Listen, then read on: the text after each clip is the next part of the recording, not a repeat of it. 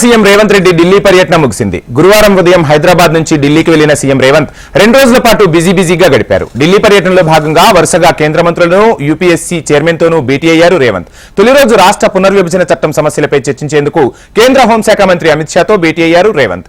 ఈ సమావేశంలో రాష్ట్రానికి చెందిన పలు అంశాలను అమిత్ షా దృష్టికి తీసుకువెళ్లారు రేవంత్. ముఖ్యంగా రాష్ట్రానికి ఐపీఎస్ అధికారుల కేటాయింపును పెంచాలని సీఎం రేవంత్ విజ్ఞప్తి చేసినట్టు తెలుస్తోంది.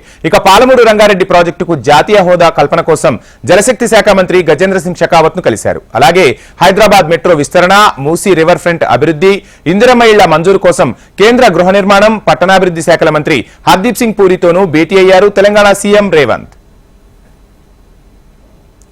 ఇక రెండో రోజు శుక్రవారం ఉదయం యూపీఎస్సీ చైర్మన్ డాక్టర్ మనోజ్ సోనీతో భేటీ అయ్యారు రేవంత్. వీరితో పాటు మంత్రి ఉత్తమ్ కుమార్, సీఎస్ శాంతికుమారి, మరో 2 ఐఏఎస్ అధికారులు మనోజ్ ను కలిశారు.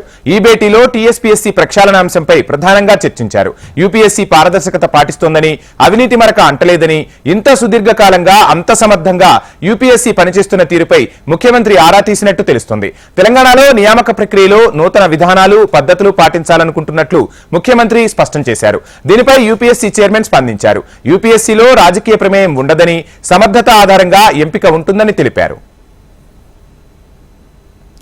ఆ తర్వాత మధ్యాహ్నం డిఫెన్స్ మినిస్టర్ రాజ్నాథ్ సింగ్ తో సీఎం రేవంత్, మంత్రి ఉత్తమ్ కుమార్ భేటీ అయినట్టు తెలుస్తోంది.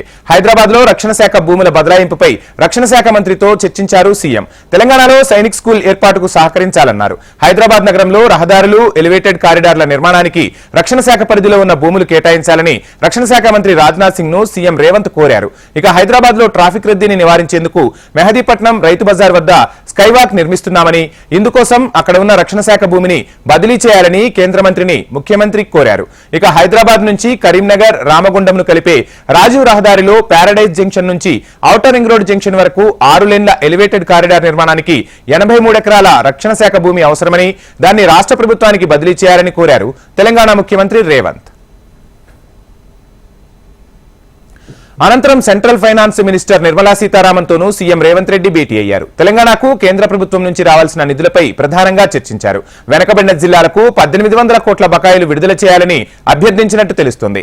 ఇక 15వ ఆర్థిక సంఘం నుంచి రావాల్సిన 2000 కోట్ల నిధులను కూడా విడుదల చేయాలని విజ్ఞప్తి చేశారు రేవంత్. హైదరాబాద్ నగర అభివృద్ధికి ప్రత్యేకంగా నిధులు కేటాయించాలని కోరారు. నిధుల విడుదలకు నిర్మలా సీతారామన్ సుముఖత వ్యక్తం చేసినట్లు తెలుస్తోంది. ఈ భేటీ అనంతరం సీఎం రేవంత్ రెడ్డి ఢిల్లీ పర్యటన ముగించుకుని నిన్న రాత్రి హైదరాబాద్ కు చేరుకున్నారు.